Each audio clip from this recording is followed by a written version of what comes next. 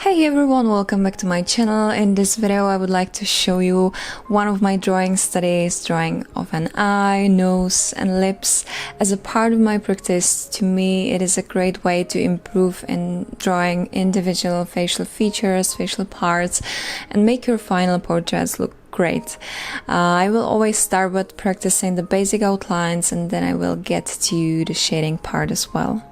I'm going to use a sketchbook with smoother surface of the paper and graphite pencils, F2B, 3B and 4B pencil, and also blending stump and soft paintbrush for blending. I'm taking F pencil to practice the basic outlines of the eye first. I'm usually drawing more of the eyes to learn more about the various shapes and also to try more techniques of drawing them. In this case, I'm using guidelines I use in most of my drawings of eyes. You can find the full tutorial in one of my previous videos, so check that out. I will try to add the link to the description. As usual, I started with drawing a circle. Then I add the iris and the pupil plus the light reflection, and then I continue adding the eyelids and also eyelashes in the end. I usually draw the basic shapes many times. Sometimes I also practice drawing the shape without using the guidelines, but I recommend to try some sketches using the guidelines first to get the proportions and everything into your hand. And also I recommend to draw according to a reference photo first. And when you learn more about all of the shapes and proportions of the eye, then try it even without the reference.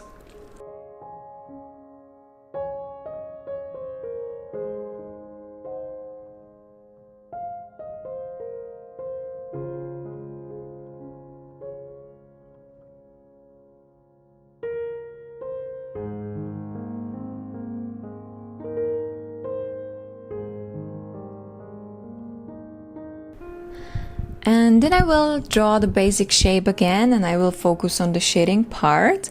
For the shading part, I will use softer pencils, usually starting with 2B graphite pencil, and then I will use the 3B grade for a little darker values and 4B for the darker shadows. I tried to use various techniques. Actually, in this case, I was trying to blend the first layer of shading the iris, and I just told myself, okay, let's try to use the absorbed graphite to shade also the eyeball and the skin on the eyelids, and I did, and I actually I don't usually follow this process, but I think it's great to try various techniques to find the one that fits you the most. Usually I also like to finish the iris first and then go to draw the other parts, but in this case I wanted to build up the values gradually on the whole eye at the same time, and I did really like the process. There are many ways to draw the same eye drawing, and I think that you should try them out because you can find some technique which is more suitable for you than the one that you used recently, and I think it's great to give it a try. So I recorded this video on Monday morning, and I think it's a great way to start my week. I listened to a very calm and soothing music, and it helped me to get into the right mood for drawing.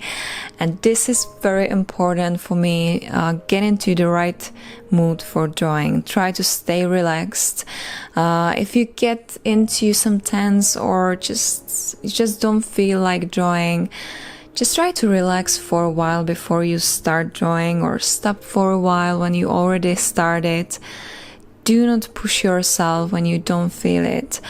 When I get tired or I get a little stressed or anything like that, I usually stop the process for a while and I go to have few sun salutations from my yoga practice, or just listen to some music and dance for a while, or I go for a walk, or I do anything that is totally different from the drawing activity. And I must say it helps a lot. It works great. Maybe even after a few minutes you'll be refreshed and able to continue and be more creative and more effective. So give it a try as well. Also, please do not let your mistakes discourage you. Do not give up just because you make some mistakes. I said this many times before and I will keep saying it. I'm so sorry, but I really think this is important information to share with you guys. We all make mistakes. You could see I also made some mistakes during this process, and I already practiced this kind of drawing a lot. Do not worry when you make a mistake or you don't like the drawing you just created. Just draw over it or simply erase the mistake and draw it again. Just try to imagine your sketchbook as a playground, your own playground. It is not your final thesis, it is not some kind of exam. At school, it is your safe place where you can do anything and no one will judge you or criticize you for that. Let it be more playful. Do not hurry. Try to take every mistake you made as a new way of seeing your skills, as a new opportunity to learn something new.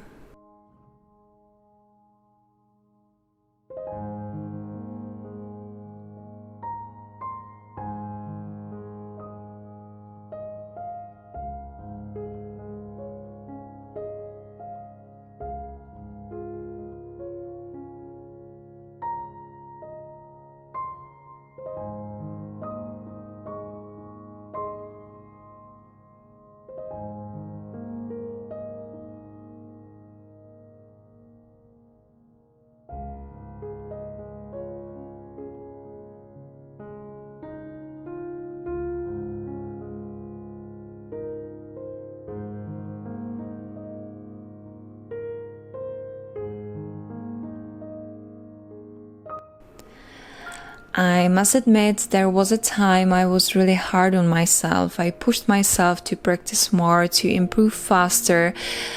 But then I realized how much better I can feel, how much more effective I can become, how much I can improve when I take a little break to relax.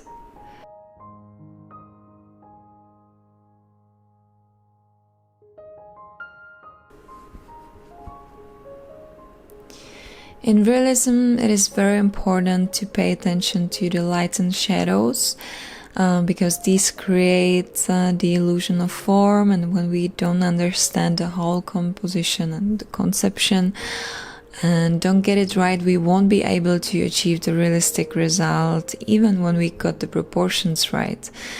So before shading, I always try to notice where the light source is coming from, to learn more about the form being wrapped around the light, to learn about the shadows letting us know where the form is curved, what part is closer to us, and so on.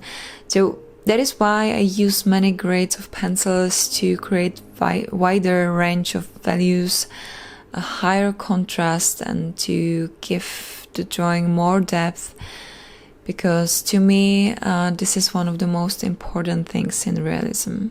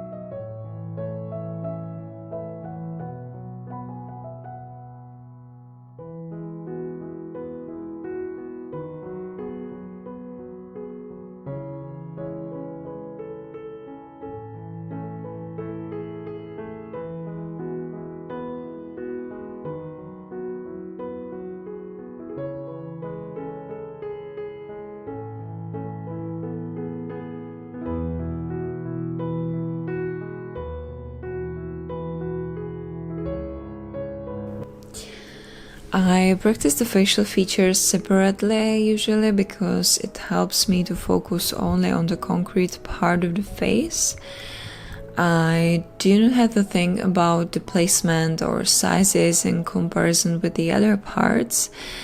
Of course, these are important as well. I practice drawing faces a lot, but in this part of my practice, I'm trying to pay attention only to the object I'm drawing, the lips right now, like nothing else exists at the moment.